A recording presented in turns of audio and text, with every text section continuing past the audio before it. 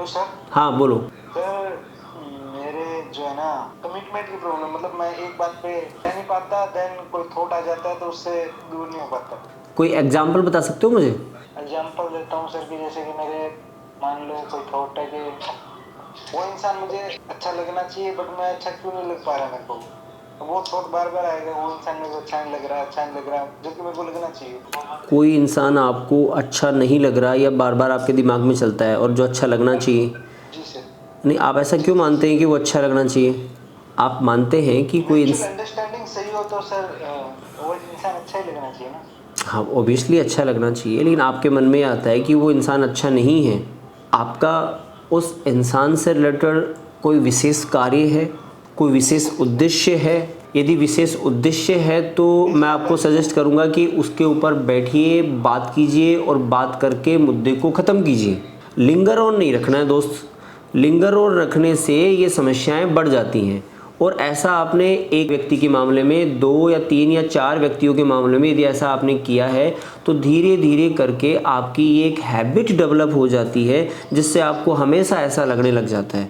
आप हमेशा ही कंफ्यूज रहते हैं ऐसे मैटर्स में। इसलिए कन्फ्यूज़न से निकलने के लिए, कमिटमेंट और ये इस प्रकार की स्थितियों से निकलने के लिए आप किसी भी एक विषय को पकड़िए, उसके बारे में बैठिए, अपने आप से बात कीजिए, सामने वाले को भी ले लीजिए और उस बात की तह तक पहुंचिए, और यदि वहाँ पे कुछ लगता है तो उसको एक्सेप्ट कीजिए, अदरवाइज उसको डिनाई करके छोड़ दीजिए।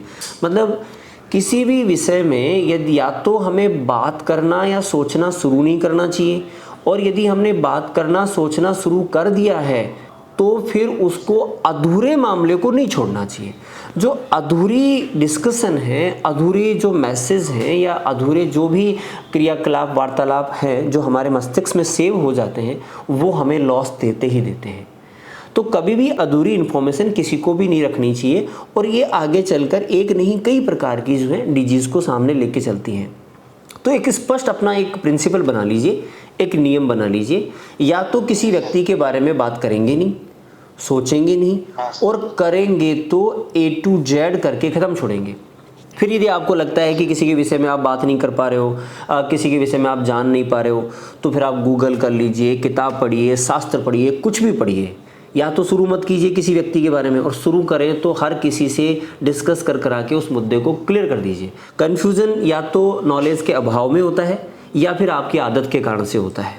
तो नॉलेज का अभाव तो दूर किया जा सकता है, लेकिन आदत है वो बहुत मुश्किलों से दूर होती है। इसलिए आदत को ठीक करने के लिए एक प्रिंसिपल बनाइए। किसी भी जो अभी वर्तमान में जो कन्फ्यूजन चल रहा है, उस एक कन्फ्यूजन को, एक बात को पकड़ के बैठ जाइए, आप छोड़िए मत उसे। A to Z उसका पूरा निष्कर्ष निकाल लीजिए, और फिर ये भी देख लीजिए कि जिस विषय में आप बात कर रहे हो वो आपके लिए कितनी यूजफुल है। ऐसा तो नहीं कि किसी पड़ोसी के बारे में आप डिस्कस करने में लगे हो और आपका काम खुद का छूटे जा रहा है। तो वो समझदारी भी आपको हमेशा साथ में लेनी है। अपना काम पहले इंपॉर्टेंट है, दूसरे काम बाद में इंपॉर्टेंट है।